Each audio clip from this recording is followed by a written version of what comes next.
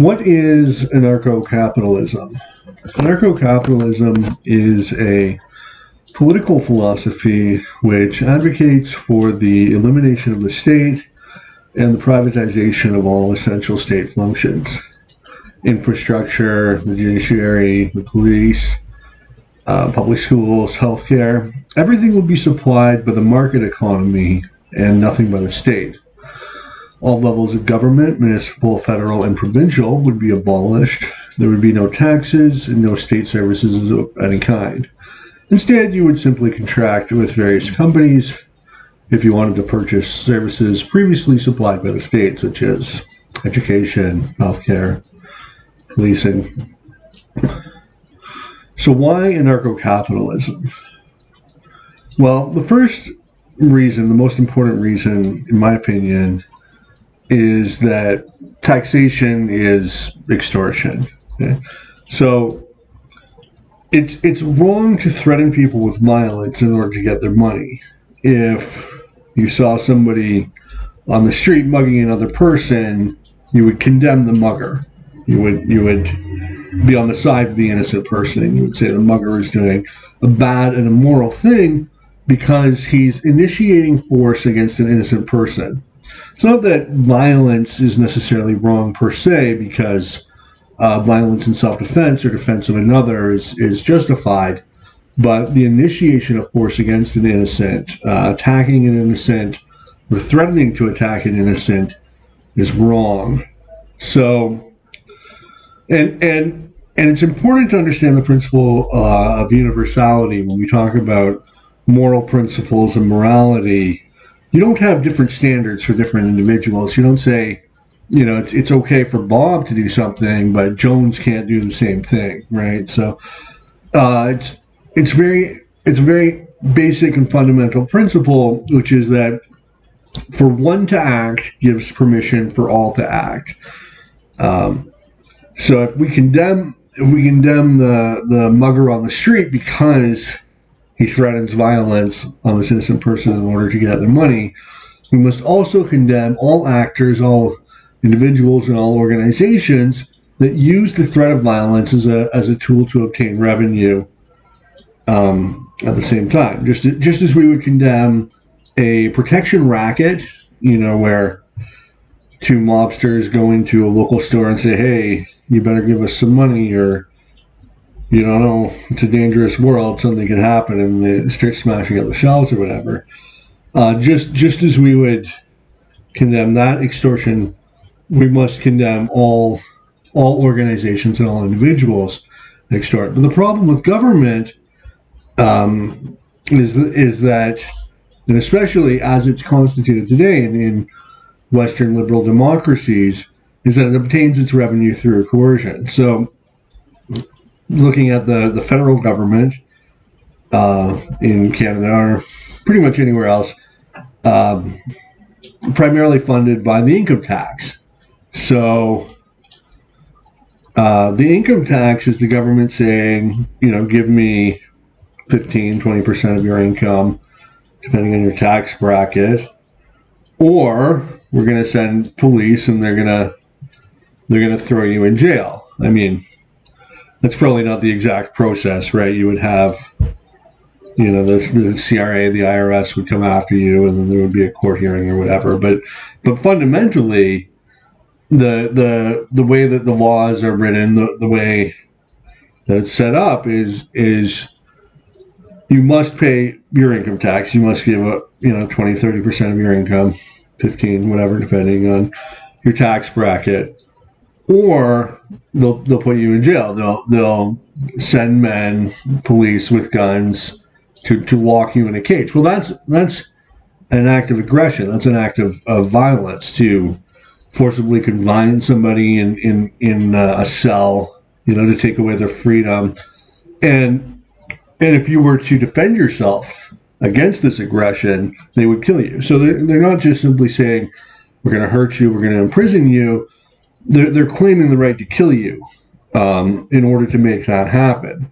Because that if you defend yourself against the incarceration with sufficient force, then before too long you would be killed by the police. So So because it is wrong for a mugger or robber to threaten somebody on the street or the extortion gang, because of this principle of universality, we've got to apply the same standard to the organization known as the state. We have to say, no, it's wrong to threaten people with violence in order to get their money. It's wrong to have an income tax. Basically, all taxes are wrong.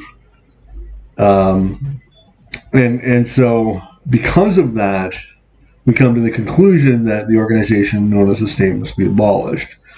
And luckily, there's a viable alternative, which is the market economy. And the beauty of the market economy is that interactions are entirely voluntary. There's no coercion, there's no force, no extortion. If you want somebody's money, you sell them a product, or you work for them. You sell them rent them your labor, sell them your labor. And all interactions in the market economy are voluntary and generally, almost invariably, mutually beneficial. Because when people trade in the market economy, it's with the expectation of benefiting. And individuals are uniquely situated to determine whether a trade will benefit them because they and they alone are aware of their value scales, and they've got a lifetime of experience trying to achieve their ends with their given means, and in evaluating trades that they make. You go to the pizza store, you buy a pizza for $7, you eat it, your hunger is temporarily sated. You say, that was a good deal, I'm going to do this again. Maybe you get a bad pizza and you say, okay, that was a bad deal, I'm not going to do that again. So they know, and then they avoid that pizza store. So people are very, very well situated to determine whether a trade benefits them because they have a lifetime of experience trying to maximize their utility, trying to make beneficial trades. And they know there's an immediate feedback. If they make a bad deal, they know not to do that again. So that's why almost all exchanges in the market economy are mutually beneficial. If somebody wouldn't benefit, they wouldn't trade. So luckily we have this viable alternative, the market economy. We don't need the state. We don't need to have coercion. And there's serious problems when you have the coercive power of taxation, because now you have an organization that can run roughshod over the populace. And you see this all the time with governments.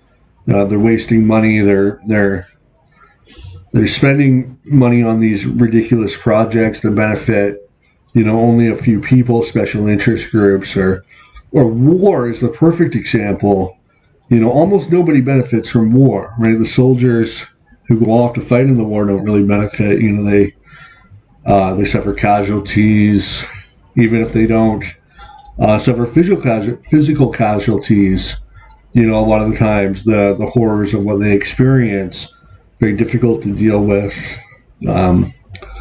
Notably, after the Vietnam War, a lot of Vietnam vets would become homeless, probably often turning to alcohol and drug use as a way to anesthetize the pain of their experiences. I don't want to.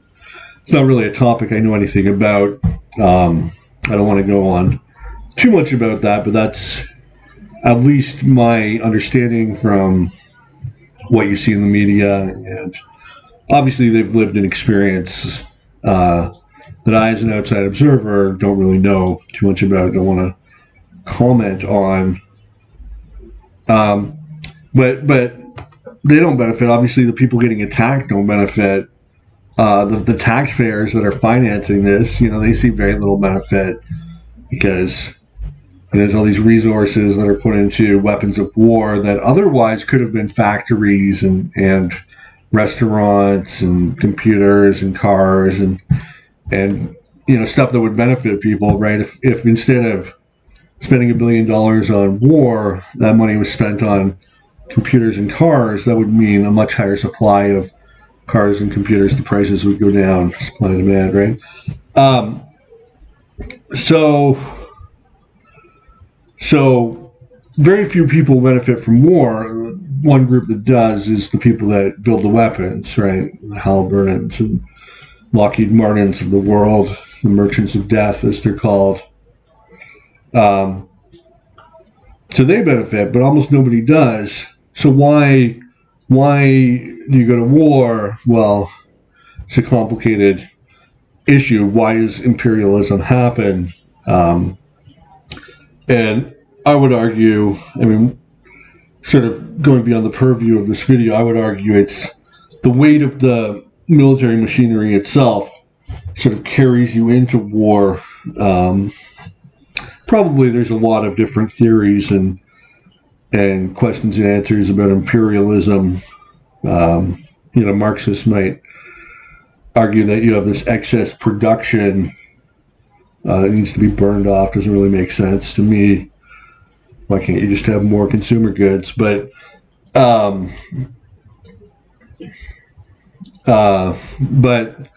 anyway, so that's a problem when you have taxation, right? So the government can collect all this money.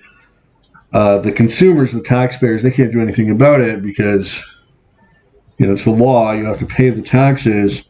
And then this money can go to something that it should never in a million years be spent on, right? Who wants to spend their hard-earned money blowing up some innocent child in Yemen, right? Nobody, I mean, unless you're a real sicko, nobody would say, yeah, that's where I want my money to go for. I don't want to start paying down my mortgage early. I want to do that. No sane person would support that. Certainly wouldn't support it with their money, right? With their pocketbook. It's one thing, people are pro-military or whatever, pro-foreign intervention, when it's, just an opinion or when it's the government's doing it. But when it actually comes to funding it yourself, that's a different story. So, and it's not just war, there's a lot of things like locking up pot smokers, right? This is just something nobody would voluntarily pay for, but once you've got the power to collect taxes and the citizens really have very little input aside from elections, which we all know are pretty much a sham anyway. So that's a real problem. And then another argument for anarcho-capitalism is the rational allocation of scarce resources. So let me ask what's probably going to sound like a weird question, but how much money should be spent on infrastructure? People are always talking about how infrastructure spending is good for the economy, but what is the right amount of infrastructure spending? Because you have to understand that the more money that's spent on infrastructure is less money spent on other stuff, like new houses or new consumer goods or new factories or new IT facilities, right? So yes, more infrastructure is good, I guess, but what is better? To have more infrastructure, to have or to have more jobs or more houses and cheaper houses. So so the answer is there's no way to know. When you have infrastructure socialism, when you have the government building the roads and the highways, I mean, to a degree you can know, you can say, well, there should be some roads here or something, but you're not going to have any level of precision. Or you can say, well, we need a bridge here. There's people over there on the other side of the water. They need to, you can have some idea, but there's no real way to tell if there's too much infrastructure spending, if there's not enough, if there's way not enough, because you don't have a price system. You have road socialism. So all you have is the best guesses of a bureaucrat. Whereas in anarcho-capitalism, what happens is there's a price system. So let's say you need more roads, okay? There's a high consumer demand for roads relative to the supply. Quantity demanded is very high. So what happens in the market economy, there's no such thing as a shortage, okay? So when quantity demanded exceeds quantity supplied, then the price increases until the quantity demanded drops off, and you reach the equilibrium price. So if there weren't enough roads, as informed by consumer demand, then the price would go up. And this would be a signal to entrepreneurs, look, there's lots of money to be made here building roads, charging people to drive on them. More roads would be built. The price would go back down. The price signal tells you exactly how much infrastructure spending is needed relative to, let's say, there's a big demand for houses, right? So there's a huge demand for houses. Everybody wants a house. People, they're working jobs. They're making good money. They want their own house. So the prices go up. And then again, that's a signal to entrepreneurs that there's a lot of demand here. Let's start building houses. And that's how the market economy rationally allocates scarce resources and makes sure that what the market is producing is what people want. And it's an amazing process, and it's completely effortless. This is the so-called invisible hand, which is directing all the activities of not just millions, but billions of people around the world in the production of various commodities and goods and services. So